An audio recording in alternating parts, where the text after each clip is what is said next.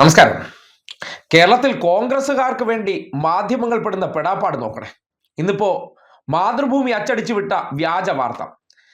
ഈ സർക്കാർ അധികാരത്തിൽ വന്നതിന് ശേഷം കേരളത്തിന്റെ പോലീസ് സേനയിൽ നിന്ന് 144 പേരെ പിരിച്ചുവിട്ടു. അതിനെ സംബന്ധിച്ച് മുഖ്യമന്ത്രി തന്നെ ഔദ്യോഗികമായി ഈ അടുത്ത കാലത്ത് പ്രതിപക്ഷം സംസ്ഥാനത്തെ പോലീസ് അതിക്രമത്തെക്കുറിച്ചൊരു അടിയന്തര പ്രമേയം കൊണ്ടുവന്ന സന്ദർഭത്തിൽ മുഖ്യമന്ത്രി വളരെ വിശദീകരിച്ചു സർക്കാർ പോലീസ് സേനയിൽ കൊണ്ടുവന്ന പരിഷ്കാരങ്ങളും ഒപ്പം തന്നെ ഗുരുതര ക്രിമിനൽ കേസുകളിലും പെരുമാറ്റ ദൂഷ്യത്തിന്റെ ഭാഗമായിട്ട് 144 പേരെ പിരിച്ചുവിട്ടു എന്നുള്ള കാര്യം സഭയിൽ പറയുമ്പോഴാണ് കേരളത്തിലെ പ്രതിപക്ഷവും ഒപ്പം തന്നെ അവരെ പിന്താങ്ങി നടക്കുന്ന മാധ്യമങ്ങളും ഈ വിവരം അറിയുന്നത്. അന്ന് തൊട്ട് ഈ കണക്കിനെ പൊളിക്കാൻ വേണ്ടിയുള്ള ശ്രമം തുടരുകയാണ്. അതിന്റെ ഭാഗമായിട്ടാണ് ഈ തെരഞ്ഞെടുപ്പ് കാലഘട്ടത്തിൽ ഇന്നിപ്പോ മാതൃഭൂമിയിൽ ഒരു വാർത്ത അച്ചടിച്ചു വിട്ടു. 47 പോലീസുകാരെ മാത്രമാണ് പുറത്താക്കിയിട്ടുള്ളത്. മുഖ്യമന്ത്രി പറഞ്ഞ കണക്ക് തെറ്റാണ്, മറ്റൊന്നിനും രേഖയില്ലത്രേ.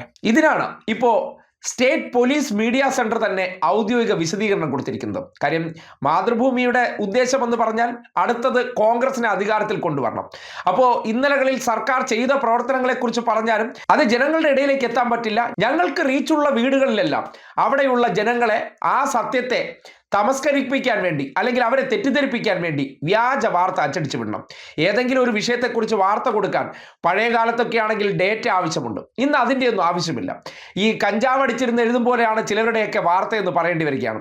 അങ്ങനെയാണ് മാതൃഭൂമി ലേഖകൻ ഇന്നിപ്പോൾ വാർത്താ ദാരിദ്ര്യം ഉണ്ടായതിൻ്റെ പശ്ചാത്തലത്തിൽ 47 പേരുടെ ലിസ്റ്റേ ഉള്ളൂ എന്ന രീതിയിൽ ഒരു വാർത്ത അച്ചടിച്ചു വിട്ടത്. അങ്ങനെ കൊടുക്കുമ്പോൾ സ്വാഭാവികമായിട്ട് എവിടെ നിന്നാണ് തങ്ങൾക്ക് ഈ വിവരം കിട്ടിയത് എന്നതിനെക്കുറിച്ച് കൂടി വിശദീകരിക്കാൻ ഉത്തരവാദിത്തമുണ്ട്. എന്നാൽ ഇതിനെ സംബന്ധിച്ച് ആ വാർത്ത വ്യാജമാണെന്ന് കൃത്യമായി തുറന്നു കാട്ടിക്കൊണ്ട് അതിന്റെ കണക്ക് അടിസ്ഥാനപ്പെടുത്തിയാണ് സ്റ്റേറ്റ് പോലീസ് മീഡിയ സെന്റർ ഔദ്യോഗിക ഫേസ്ബുക്ക് പേജിലൂടെ മാതൃഭൂമിയുടെ വാർത്തയെ പൊളിച്ചടുക്കുന്നത്.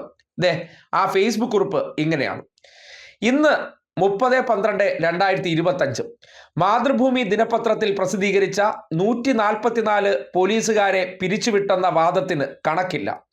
ഈ സർക്കാരിന്റെ കാലത്ത് 47 മാത്രം എന്ന തലക്കെട്ടിൽ വന്ന വാർത്ത വസ്തുതാ വിരുദ്ധമാണ്.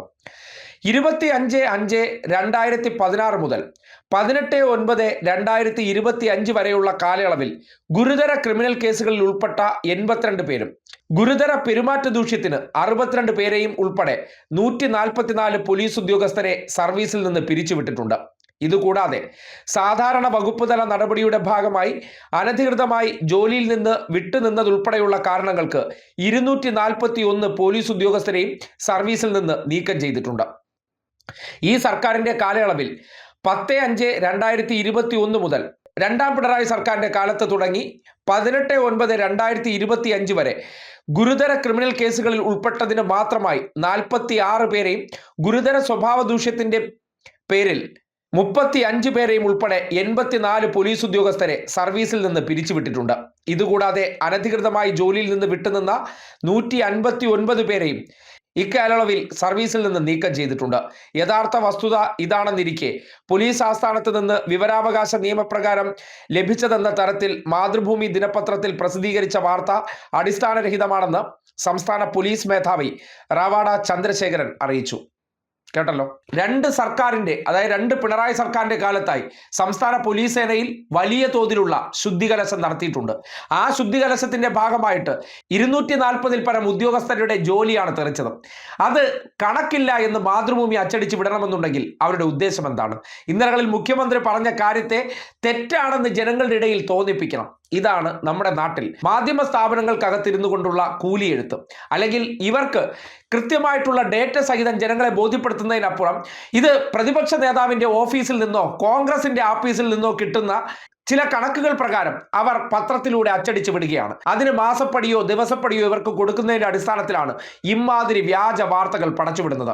സർവീസിൽ നിന്ന് പുറത്താക്കിയതിനെ സംബന്ധിച്ച് കൃത്യമായിട്ടുള്ള വിവരങ്ങൾ പോലീസ് ആസ്ഥാനത്ത് നിന്ന് ലഭിക്കുമെന്നിരിക്കെ അതിനൊന്നും മെനക്കെടാതെ KPCC ഓഫീസിൽ നിന്ന് കിട്ടുന്ന വിവരങ്ങൾ വെച്ചിട്ട് വാർത്ത പടച്ചുവിടുന്ന ഒരു രീതി മാതൃഭൂമിക്കും മനോരമയ്ക്കും തുടങ്ങി കേരളത്തിലെ മുഖ്യധാര മാധ്യമങ്ങൾക്കുണ്ട് എന്നതിന്റെ തെളിവ് കൂടിയാണ് ഇന്നിപ്പോൾ കൊടുത്ത വ്യാജ വാർത്തയ്ക്ക് സംസ്ഥാന പോലീസ് മേധാവിയുടെ വാർത്താക്കുറിപ്പിന്റെ അടിസ്ഥാനത്തിൽ സ്റ്റേറ്റ് പോലീസ് മീഡിയ സെന്റർ എന്ന ഔദ്യോഗിക ഫേസ്ബുക്ക് പേജിലൂടെ ഈ കുറിപ്പായിട്ട് പുറത്തേക്ക് വന്നിരിക്കുന്നത്.